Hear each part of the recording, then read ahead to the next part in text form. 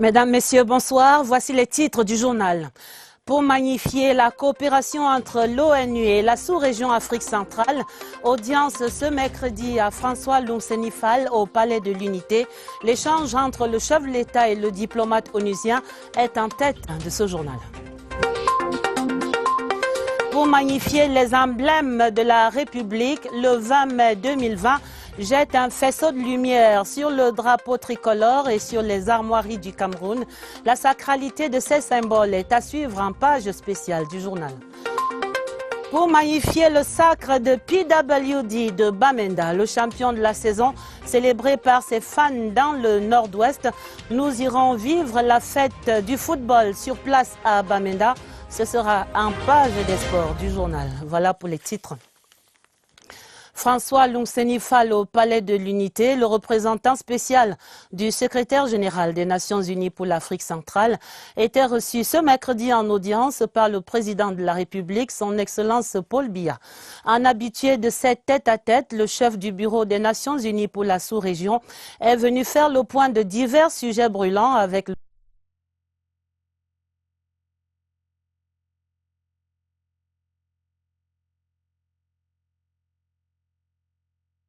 chef. 6 éléments du groupement d'honneur de la garde présidentielle, sabre au clair et cache-nez bien en place pour le rituel d'accueil de l'illustre visiteur du président de la République Paul Biya, ce mercredi 13 mai 2020 au Palais de l'Unité. En cette période de crise sanitaire liée à la pandémie du Covid-19, le Palais de l'Unité prêche naturellement par l'exemple dans la mise en œuvre des mesures barrières et des règles de distanciation sociale. L'illustre visiteur de ce 13 mai 2020 au palais présidentiel est un visage bien connu. Un habitué des allées du pouvoir a tout dit.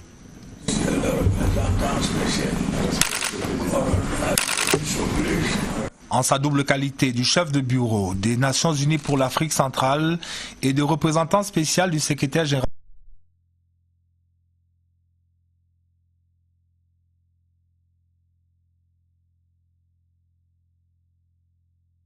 en tête desquelles se trouvent des questions d'ordre sécuritaire et d'intégration sous-régionale. Le chef de l'État m'a fait l'honneur de faire un tour d'horizon de la situation politique, économique et sociale, pas seulement du Cameroun, mais de toute la sous-région. Nous avons parlé des questions sécuritaires.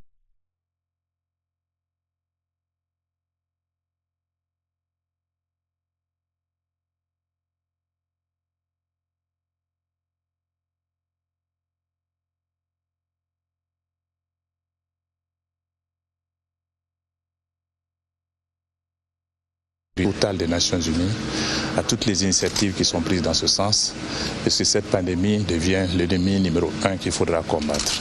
Autre sujet majeur, au menu des entretiens entre le président Biya et son hôte de ce 13 mai 2020, l'examen de la situation dans les régions du nord-ouest et du sud-ouest, un examen dont il est ressorti, selon les dires de l'illustre visiteur, un engagement déterminé du président Biya à assurer le retour à la cohésion et à une totale stabilité dans ces deux régions. J'ai trouvé auprès de Monsieur le Président de la République un observateur attentif et avisé sur les défis auxquels le Cameroun fait face et les dispositions du gouvernement à tout mettre en œuvre pour renforcer la stabilité et la cohésion du Cameroun. Nous avons eu un entretien franc, fructueux, et je repars de cette audience reconforté sachant que la sagesse du président continuera à aider et à guider toutes les actions qui sont menées pour faire du Cameroun un pays uni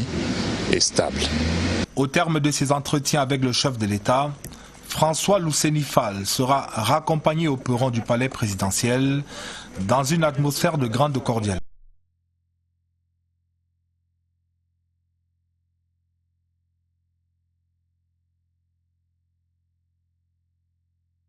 présidentielle de reconstruction et de développement des deux régions du Nord-Ouest et du Sud-Ouest, un sujet évoqué par le président de la République et son hôte du jour. Au terme de ces travaux, principale résolution, la priorité sera donnée aux zones pacifiées avec un premier budget annuel d'un peu plus de 36 milliards de francs CFA. Laurentine Bokono fait le point des travaux. Il y avait du beau monde ce mercredi à la première réunion du comité de pilotage chargé de la mise en œuvre du plan présidentiel de reconstruction et de développement des régions du Nord-Ouest et du Sud-Ouest. Au premier plan, le directeur de cabinet du Premier ministre, Balungeli Confiance Bouné, président du dit comité. C'était en présence du coprésident du comité, le représentant résident du Programme des Nations Unies pour le développement au Cameroun. Les autres membres du comité étaient également présents. Membres du gouvernement, autorités religieuses, représentants des associations de jeunes et de femmes.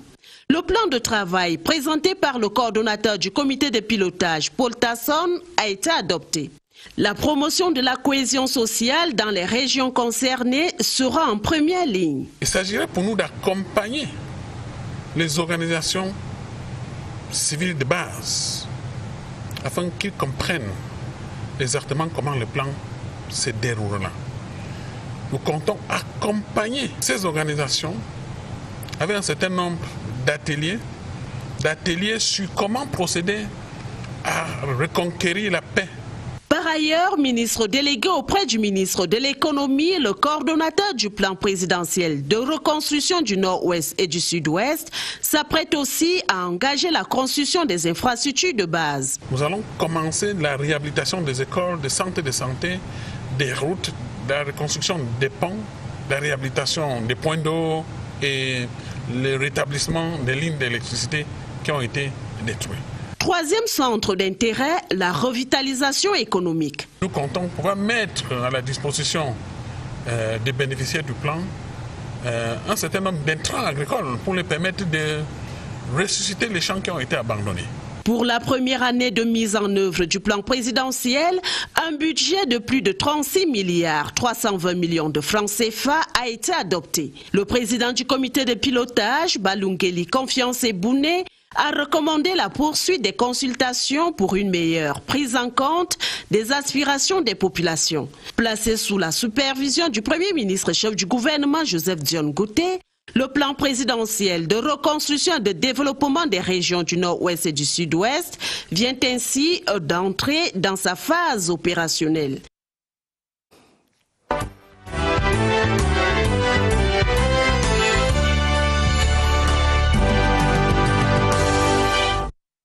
Le 20 mai, c'est dans une semaine, la page spéciale du journal salue ce soir les emblèmes de la République. Page spéciale consacrée à la fête nationale et première révérence au drapeau tricolore, le vert, rouge et jaune, adopté comme pavillon national le 10 mai 1957 par l'Assemblée législative du Cameroun. Puis il va évoluer en mai 1975 avec le retour à l'État unitaire. Les mauvais usages de cet emblème national pourrait entraîner des sanctions pénales allant jusqu'à 20 années d'emprisonnement ferme. Pour la levée des couleurs, Agnès Solange à Bessolo. 3 couleurs hautement symboliques et verticalement alignées, avec au centre une étoile jaune. Voilà fièrement dressé le drapeau du Cameroun. L'étoffe voltige officiellement sur sa terre natale, berceau de nos ancêtres, depuis le 21 mai 1975, soit 15 ans après l'indépendance. Un concours avait été lancé, des propositions recueillies, qui avaient donné lieu à l'adoption d'un certain nombre d'emblèmes. Mais celle qui a été retenue était justement celle qui donnait lieu au choix du drapeau vert, rouge, jaune, sans la moindre étoile. Au nom de l'histoire et de la patrie, l'usage du drapeau camerounais s'inscrit dans un cadre restreint et strictement contrôlé. C'est le décret du 16 septembre 1976 fixant les règles de protocole applicables en matière de cérémonie publique qui indique clairement que le président de la République est le gardien du drapeau de la République en son palais. Dans le même texte, il est fait interdiction aux particuliers de hisser, de déployer le drapeau au-dessus de leur domicile ou au fronton de leur entrée principale. Même sur des véhicules de transport public, quelquefois des véhicules de particuliers, au stade ou partout ailleurs, devant des chaufferies traditionnelles. En plus des usages interdits du drapeau, l'autre sujet d'exactitude concerne les sanctions pénales prévues par la loi en cas de profanation du drapeau. Les sanctions, pour ce qui est des délits, peuvent aller jusqu'à 3 à 5 ans. Elles peuvent être assorties de condamnations pécuniaires. Et pour ce qui est des personnels des corps de défense, notamment des militaires, les condamnations peuvent aller de 6 mois à 5 ans, s'agissant par exemple d'un militaire qui refuse de rendre les hommages ou les honneurs au drapeau. Vivement un encadrement combiné avec un enseignement civique des usages du drapeau, la répétition est la mère de l'apprentissage. Dans les forces de défense nationale, on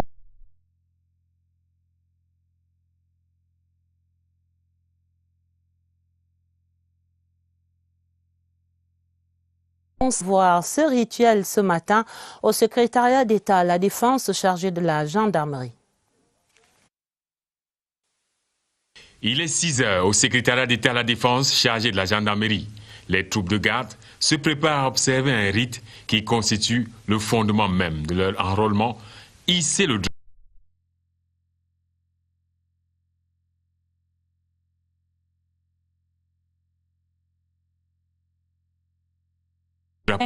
Au sein des forces de défense, la levée de couleur. C'est une manifestation par laquelle les forces de défense rendent hommage aux symboles et aux personnes qui ont droit. 7 heures, le top est donné et cette étoffe qui va au-delà de la matière doit flotter et faire briller son étoile, ici comme ailleurs. Elle est faite dans toutes les unités des forces de défense. Elle peut ne pas être à la même heure, elle peut être à 8 heures dans certaines unités, mais pas au-delà de 8 heures.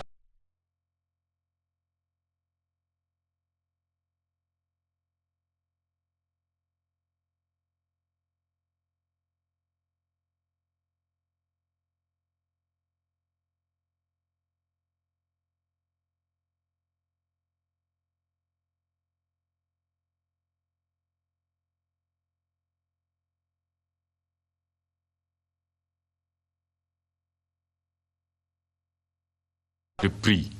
Nous sommes les forces de défense, nous défendons les couleurs et le drapeau représente le pays, l'État du Cameroun.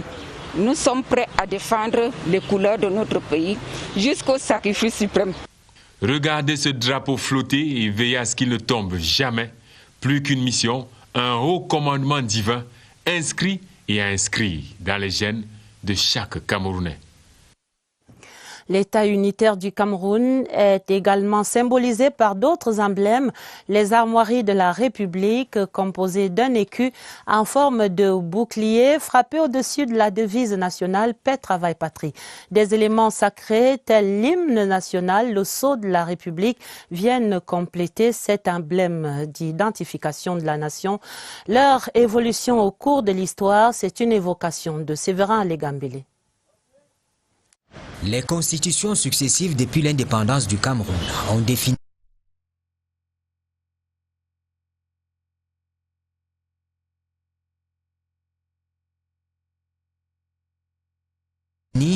c'est-à-dire qu'il y a la différence que les Camerounais doivent, chaque Camerounais doit faire lorsqu'il voit les symboles emblèmes de la République. Il y a l'autre élément, il y a l'élément d'identification, c'est-à-dire que le Camerounais doit s'identifier au symbole emblème. Et évidemment, il y a le troisième élément dont je veux, c'est la fierté d'être Camerounais. Lorsqu'on regarde le drapeau vert ou jaune, c'est souvent quelque chose de magnifique.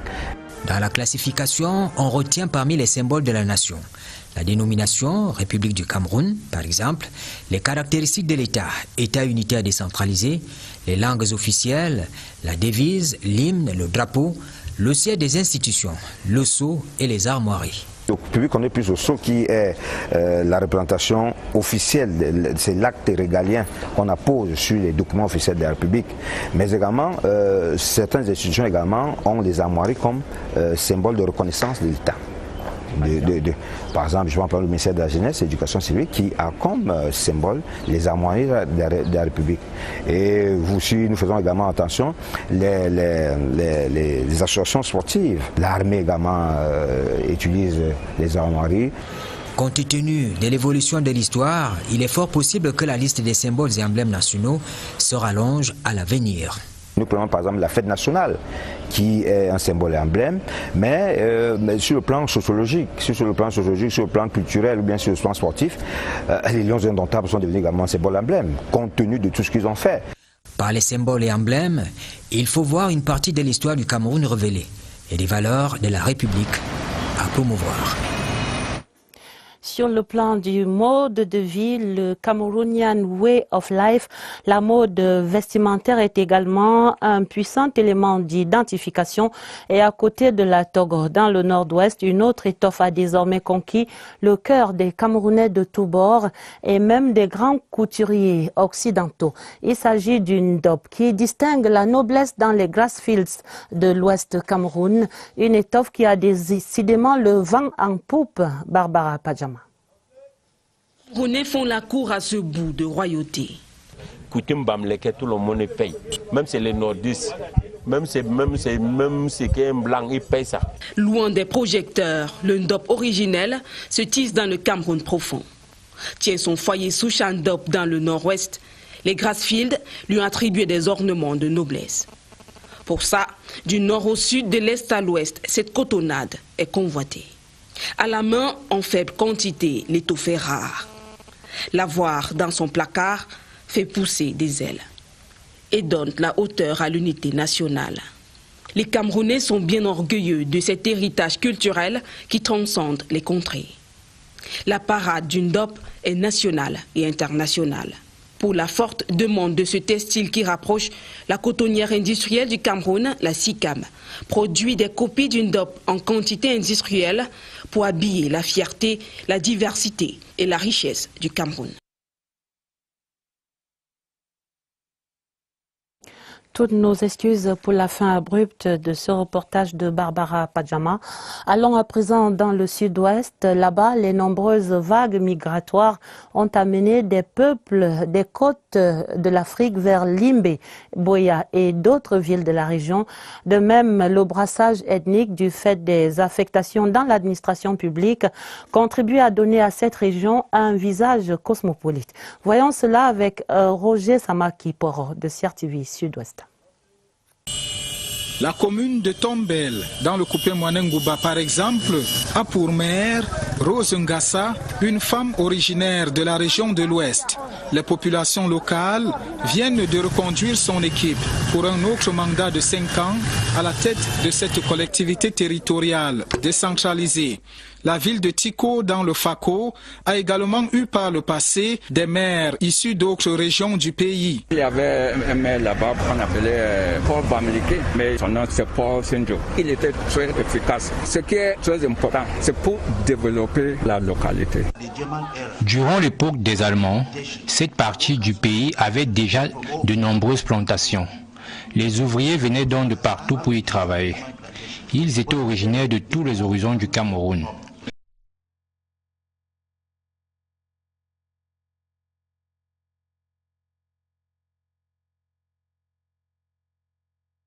Le sud-est bien avant la réunification. Outre les collectivités territoriales décentralisées, de nombreux ressortissants de certaines régions assurent le leadership dans d'autres domaines, ici dans le sud-ouest. Ils sont entre autres présidents de syndicats, présidents de clubs de football et chefs de quartier. Les observateurs avertis saluent ces avancées. La Constitution prévoit que tous les Camerounais, ils peuvent vivre n'importe où il veut, sur le territoire national. L'important, c'est qu'on travaille ensemble avec équité pour montrer aux autres que le Cameroun aussi est aussi un bon pays.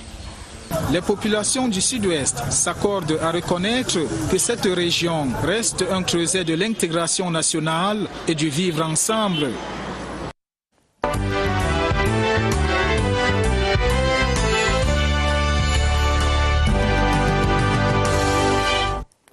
L'économie dans le journal est d'abord la lourde ardoise du Covid-19. 2 mois après, la crise sanitaire a déjà coûté quelques 800 milliards de francs CFA à l'État du Cameroun. Des révélations faites ce mercredi par le ministre des Finances, Louis-Paul Motazé, s'exprimait au cours d'une conférence de presse donnée conjointement avec ses homologues de la santé publique et de la communication. La synthèse, Lucrèce Mbenga.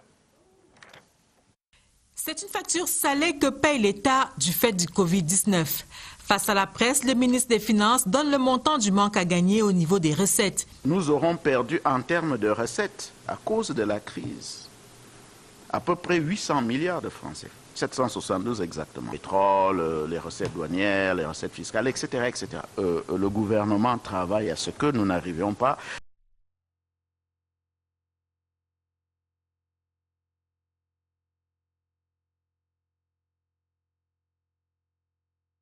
remplir ses obligations régaliennes.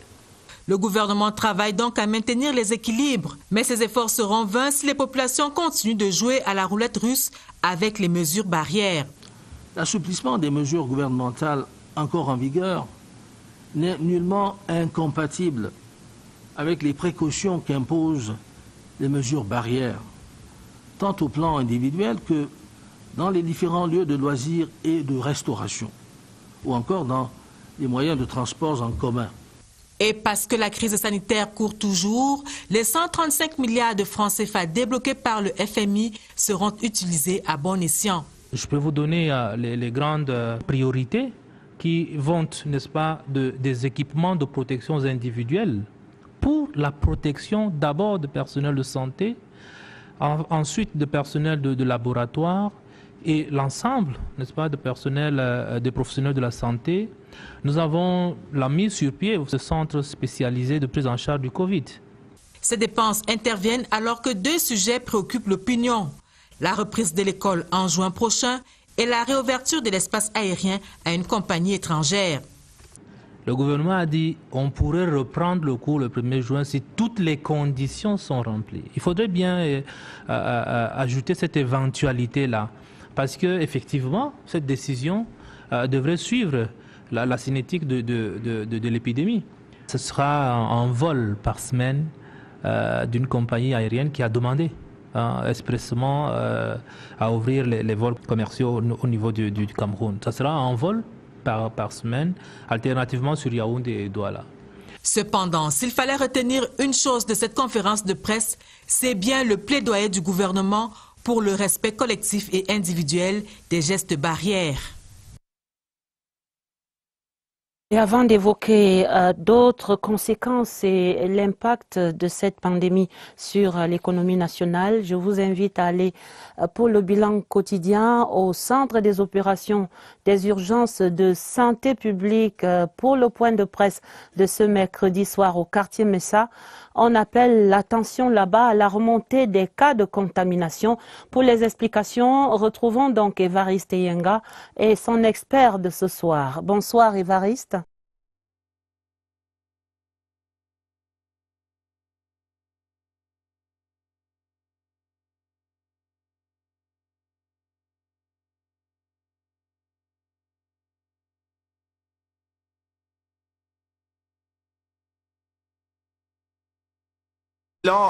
Global, ce sont 1555 guérisons donc enregistrées depuis le début de la riposte contre cette pandémie de la Covid-19 au Cameroun.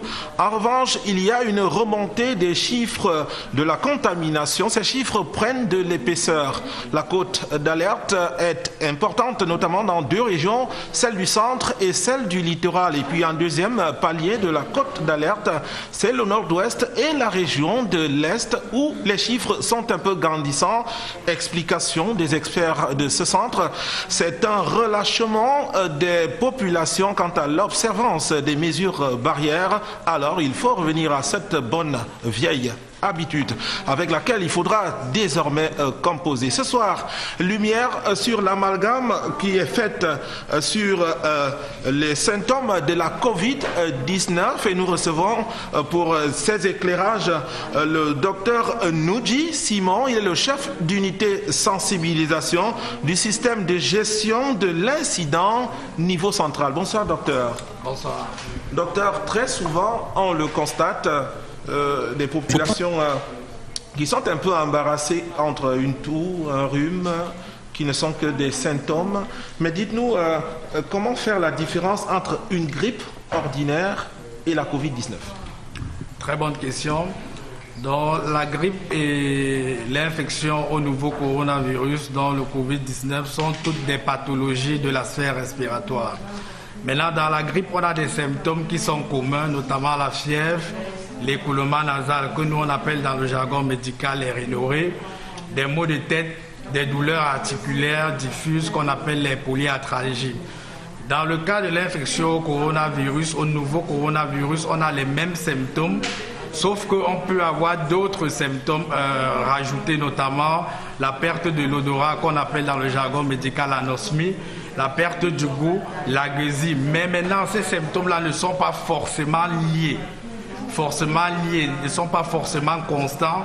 Donc c'est tout ça qui fait la grosse spécificité. C'est-à-dire quoi? Chez d'autres personnes, on peut juste avoir de la fièvre, on a de l'asthénie.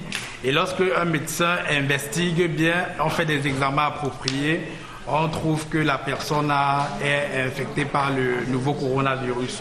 Donc pour éviter toute spéculation, pour éviter toute ambiguïté chez nos chères populations, si vous avez n'importe quelle question, vous voyez, on a des personnes vraiment qui sont au bout du fil, qui peuvent donner la bonne information aux populations pour pouvoir dissiper toute ambiguïté. Il s'agit du centre d'appel qui assure la veille. On peut appeler 24 heures sur 24. On n'en parle pas ce soir. On revient justement aux symptômes. Il faut démêler les chevaux. Quand on dit température élevée, qu'est-ce que le thermoflash ou le thermomètre affiche et que ressent le patient? Ok. Dans la fièvre, pour nous, c'est lorsqu'on a une température qui est supérieure ou égale à 38 degrés. Donc lorsqu'on va utiliser le thermoflash, ça va nous inscrire 38 degrés. Voilà un symptôme quand même qu'on ne peut pas négliger. Voilà, mais comme on vous a dit, il y a d'autres symptômes. C'est un faisceau de symptômes qui peuvent faire penser au diagnostic de l'infection au nouveau coronavirus. La température, qu'est-ce qu'elle indique? 38 degrés Celsius minimum. 38 degrés Celsius minimum. Mais maintenant, on va essayer de nuancer parce que c'est lorsqu'on a utilisé un thermoflash. Parce que si maintenant la personne est à domicile et n'a pas le thermoflash, il utilise le thermomètre à mercure et la personne secoue, place à son aisselle, la température, si elle met 37,5, ça veut dire qu'en fait c'est 38. Parce que lorsqu'on prend la température au niveau des aisselles, il faut pouvoir ajouter 0,5. C'est lorsqu'on a pris la température au niveau de l'anus qu'on n'ajoute plus. Donc on tient vraiment à rappeler cela à nos populations. Dites, vous allez aussi leur rappeler cela. S'agit-il toujours de tous les symptômes à la fois ou pas toujours? Comme on vous a dit, les symptômes de l'infection au nouveau coronavirus ne sont pas forcément typiques. Donc, la cascade de la symptomatologie, fièvre, maux de tête, fatigue, perte de l'odorat, perte du goût ne sont pas constants. C'est patient dépendant. Donc, on aura des patients qui, par exemple, auront de la fièvre, de l'asthénie, après investigation professionnelle de la santé, là, le coronavirus, par exemple. Une autre personne peut juste avoir de la toux, après de la fièvre, après investigation, et il y a des examens précis qu'on fait pour pouvoir étayer le diagnostic. Donc, c'est pour dire que la cascade n'est pas typique dans la symptomatologie liée à l'infection au nouveau coronavirus. Docteur Noudji, on va s'arrêter là en vous remerciant pour votre contribution.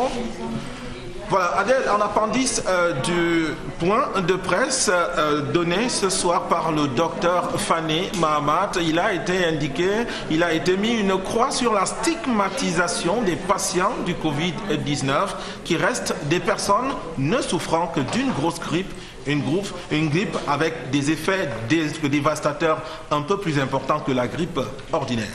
À vous. Merci Évariste, merci au docteur Simon Noudji. Nous parlons effectivement de la stigmatisation dans un instant dans la suite du journal. Et nous revenons d'abord dans le cours de ce 20h30 sur l'impact de la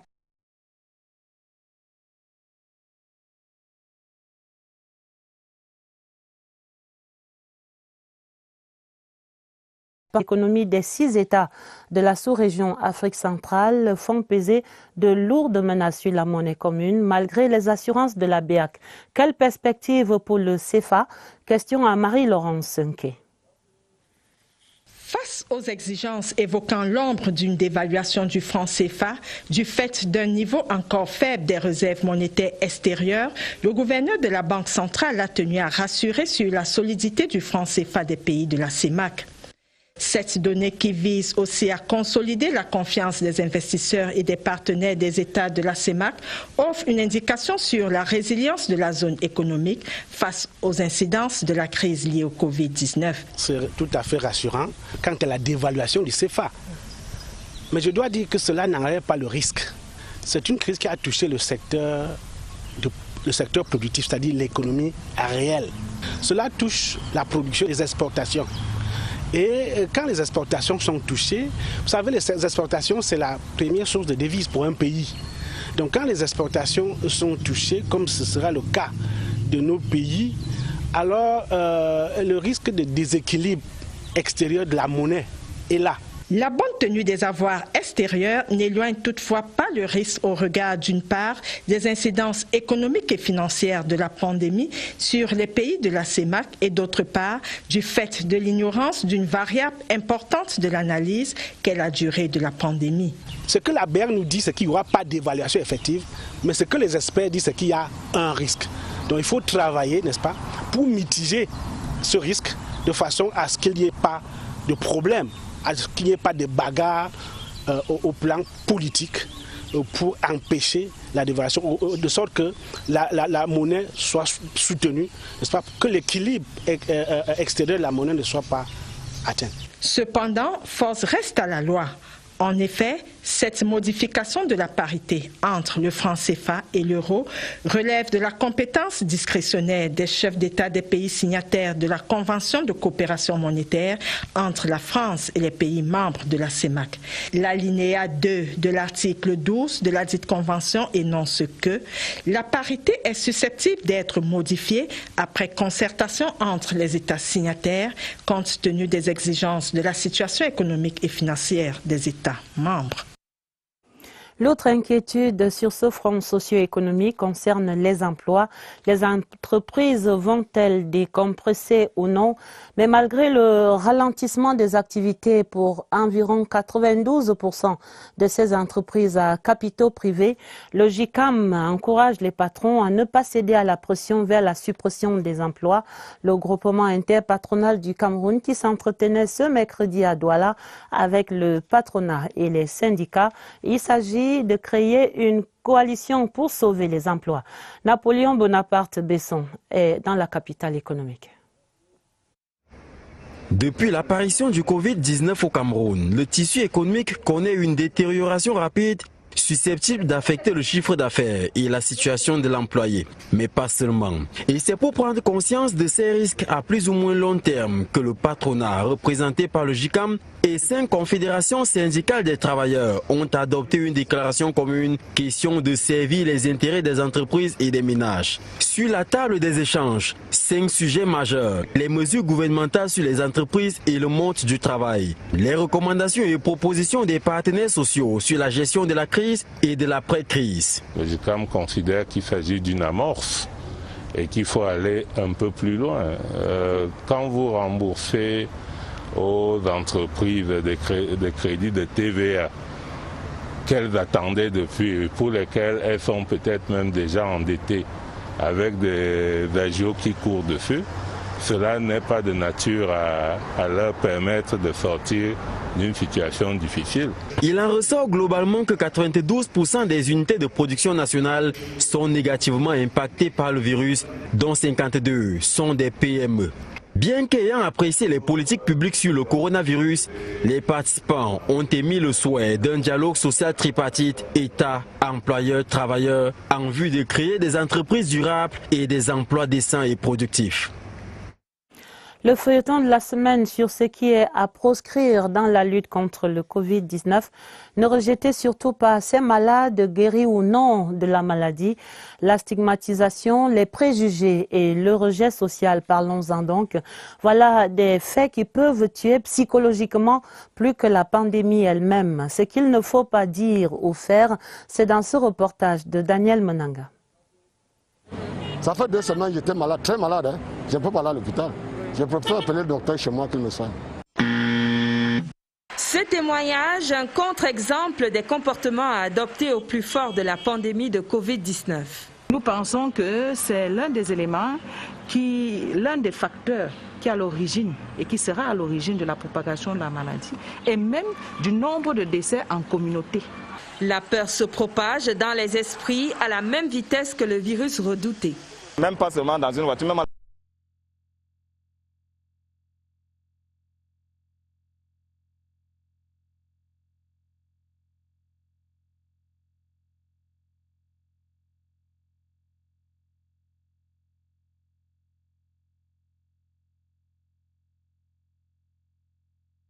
au moment où je retirais le résultat, la dame qui me recevait, et même la manière dont elle me tendait le stylo. Si vous n'êtes pas fort, si vous n'êtes pas déjà préparé, vous pouvez vous dire c'est presque la fin, quoi.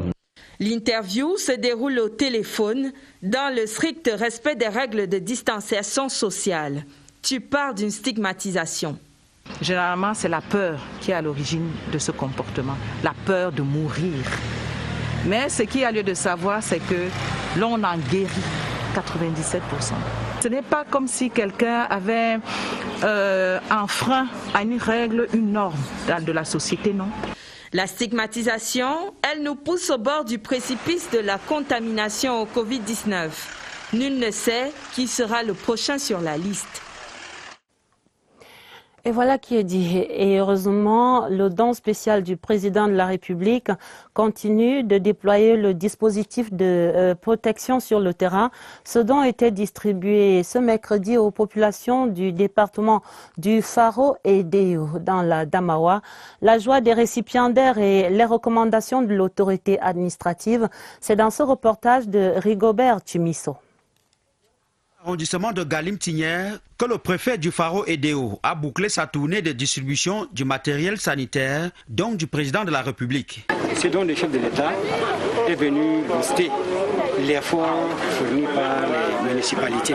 De Tignière à Galim, en passant par Mayo Baléo et Concha, Auguste Essomba a instruit les différents sous-préfets d'en faire bon usage. Parce que, ajoutera-t-il, la chaîne de solidarité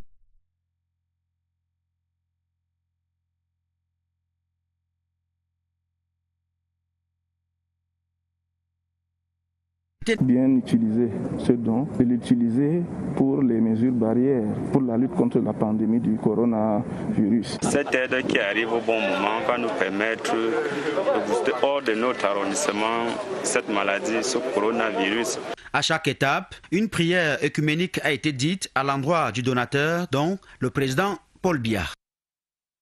Sur le terrain ce mercredi à Yaoundé, le collectif des ONG pour la sécurité alimentaire et le développement rural lançait une campagne de sensibilisation et de distribution des kits de protection et d'hygiène contre le Covid-19. La campagne cible les enfants, ces jeunes vendeurs dans les marchés.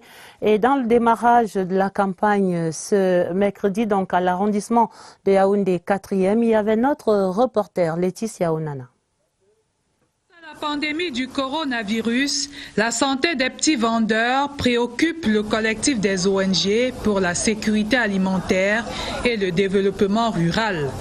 Ici, en plein cœur du marché Kounoua et Yaoundé, une équipe du dit collectif fait réviser à ce groupe les gestes barrières, se laver régulièrement les mains à l'eau coulante et au savon et bien porter les masques de protection. Les enfants ont le droit à la sensibilisation comme les adultes sur le coronavirus parce que Ils peuvent être d'excellents ambassadeurs au sein des familles. Quelques parents, visiblement satisfaits, prennent part à cette session de formation et de distribution des kits. Nous remercions beaucoup l'ONG.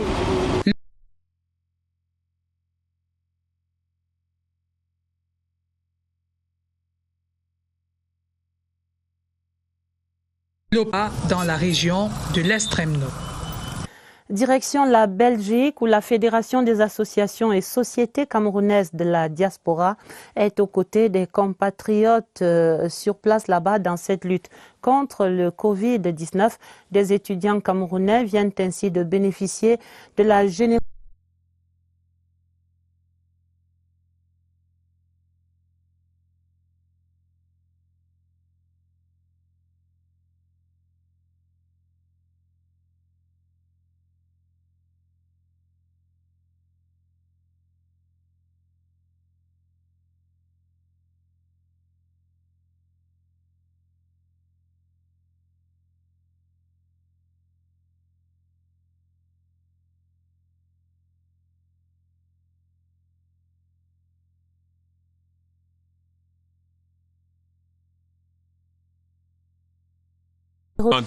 Pour leur permettre de tenir pendant cette période de confinement, période de diète. Pour les étudiants, nous devons leur donner de la bonne nourriture parce que la santé passe par l'alimentation.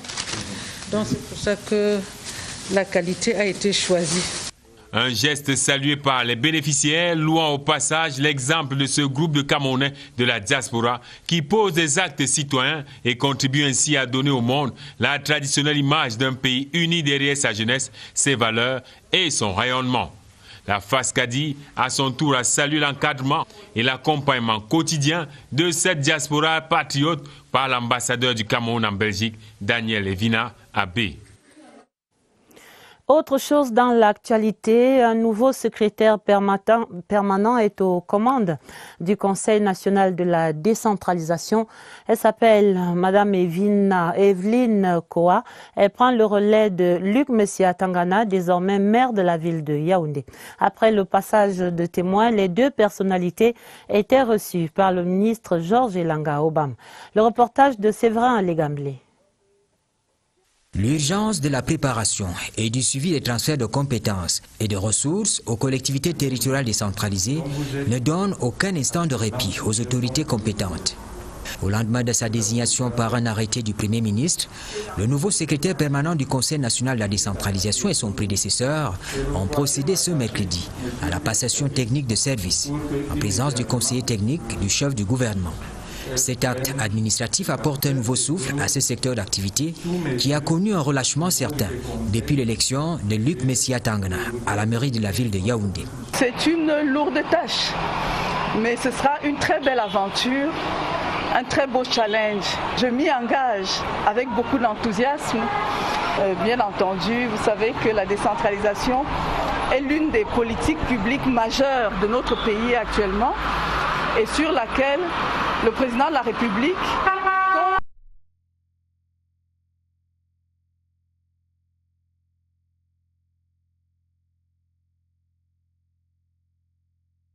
fait davantage à leurs affaires, aux affaires locales. Technicienne de l'administration bien connue dans l'univers de la décentralisation, Madame Evelyne Koa, au cours de la visite au ministre de la décentralisation, par ailleurs, vice-président du Conseil national de la décentralisation, s'est montré disposé à tout accompagnement susceptible de faire avancer la mise en œuvre de cette politique publique.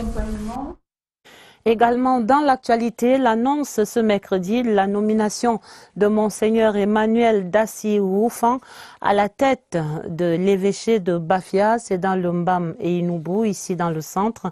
Les fidèles se disent soulagés 3 années après le décès tragique de Monseigneur Jean-Marie Benoît Bala. Emmanuel Biconde de CRTV Centre est allé capter leurs attentes sur place à Bafia.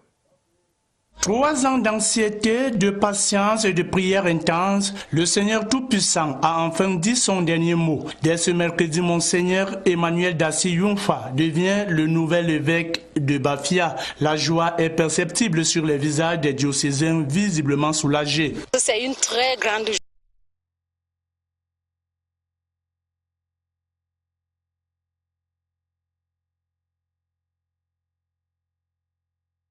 Orphelin depuis le 31 mai 2017, date de la mort de Monseigneur Jean-Marie Benoît Bala, ces dénouements heureux étaient espérés et même très attendus par une communauté chrétienne déjà habituée à suivre les pas d'un guide. C'est une nomination qu'on attendait depuis, dans la patience. Et nous sommes heureux que ça se réalise enfin. Donc c'est avec beaucoup de joie que nous avons rempli le mandat qui nous avait été confié. Les fidèles chrétiens de ces diocèses qui n'attendent plus que l'installation du nouvel évêque promettent déjà un accompagnement inconditionnel à Monseigneur Emmanuel Dassi Yunfa afin qu'il puisse mener à bien la charge que vient de lui confier le Saint-Père, le pape François. Les défis sont nombreux, ont-ils souligné, mais il peut bien compter sur sa nouvelle famille pour y faire face. Direction Douala pour faire la connaissance de Madeleine Koum. C'est le nouveau directeur général adjoint de la SCB Cameroun, une spécialiste en administration des entreprises installée officiellement hier mardi par le directeur général de la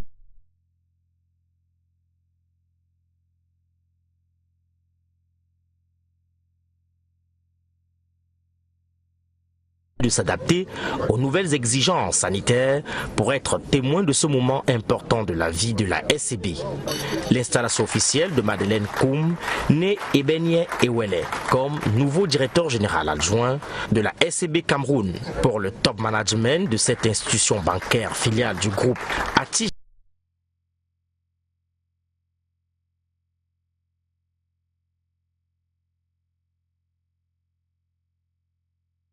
J'arrive.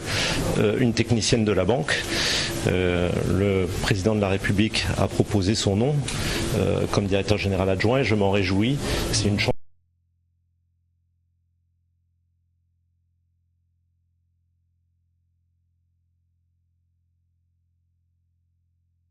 Déjà, quel compte ouvrir pour répondre aux attentes de tous? Vous savez, le chef de l'État fait confiance aux femmes. Et il ne cesse de promouvoir la femme camerounaise. Donc, je reçois sa haute confiance avec beaucoup de joie. J'ai passé, je dirais, après mes études, toute ma vie dans cette banque. Et je vous assure, j'ai beaucoup reçu de cette banque.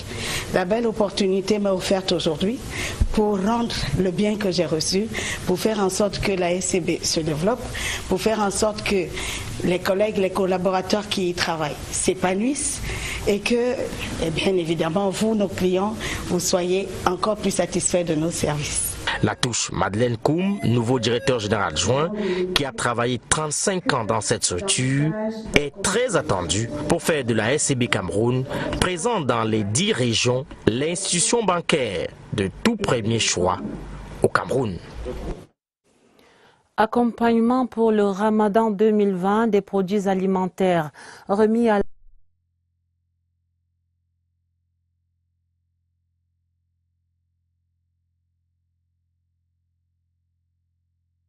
les bénéficiaires. Luc, bienvenue au Nana. Tradition respectée encore cette année dans la Mefou et à Famba. Luc Magloa Mbarga Tangana, fils du terroir, est allé ce mercredi renforcer comme depuis une quinzaine d'années la foi de la communauté musulmane avec des œuvres. Il était donc, nous semble-t-il, de notre devoir civique, notre devoir républicain de venir manifester notre soutien à nos frères. Il s'agit peut-être donc de soutenir les nécessiteux, mais aussi et surtout de solidifier le vivre ensemble et l'unité nationale, si chère au chef de l'État. Le vivre ensemble qui doit être pas simplement un slogan, mais qui doit être une réalité. Le don, composé d'une tonne de riz de 500 kg.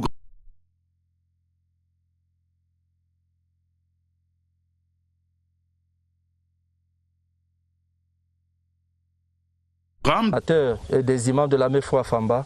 Et au nom de tous les imams de la Mefou à Famba, nous lui disons sincèrement merci. Outre les denrées alimentaires,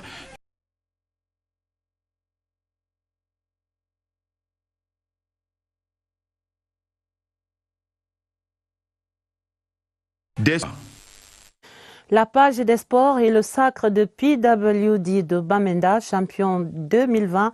Les officiels et les fans du club saluent la victoire des Abakwa Boys, champion de la saison sportive 2019-2020 en football, selon la décision prise hier mardi.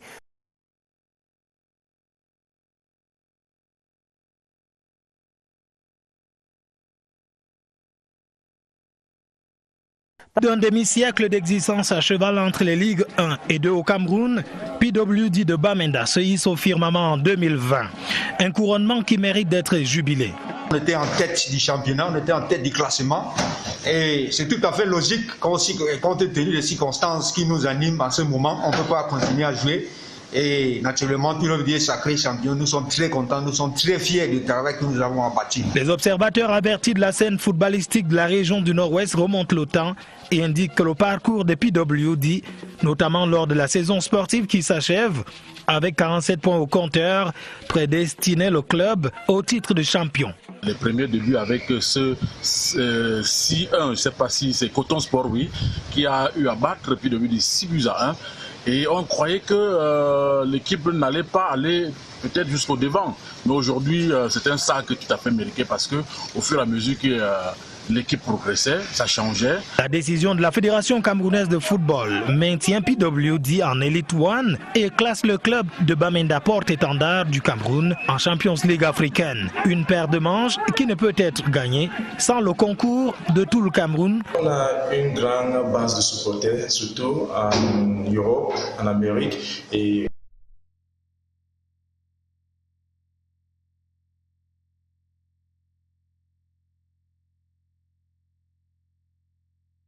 du Cameroun, mais le souhait du club et de ses fans est que le Covid-19 trépasse et donne une passe décisive à la reprise des compétitions sportives, devant permettre à PWD de montrer de quel bois il s'échauffe sur les stades.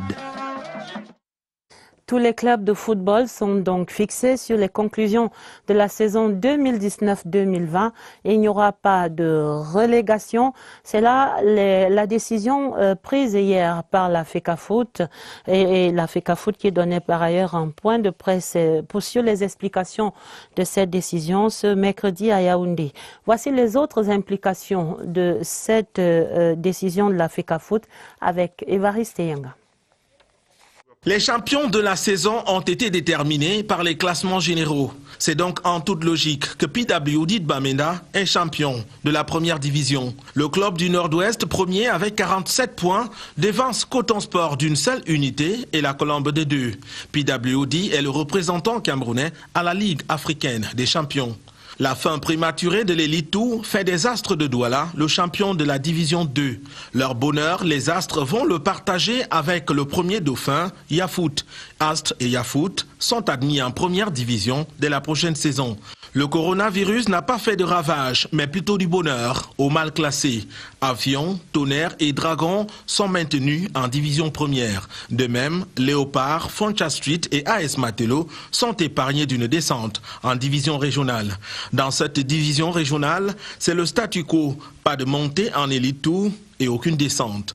En plus, les clubs des championnats amateurs sont d'office affiliés sans frais à la prochaine saison. Au football féminin, Louvmine Prof est habitué du fauteuil de champion. Mais le club ministériel devra remercier le coronavirus cette saison pour avoir stoppé la compétition pendant que l'équipe occupait la première place au classement. Louvmine Prof est champion au football féminin. Ces nouvelles sportives mettent un terme à ce 20h30, un journal préparé avec la collaboration de Elvire Ninan Galim et de Augusta Ngononga. Vous aurez un autre journal sur notre antenne à minuit, présenté par Elvis Teke et Sadou Mamoudou. Retrouvez immédiatement après Gisèle Neminga dans le magazine 7 Éco. Et je vous souhaite déjà une très belle soirée avec nos programmes. Et à demain, 20h30.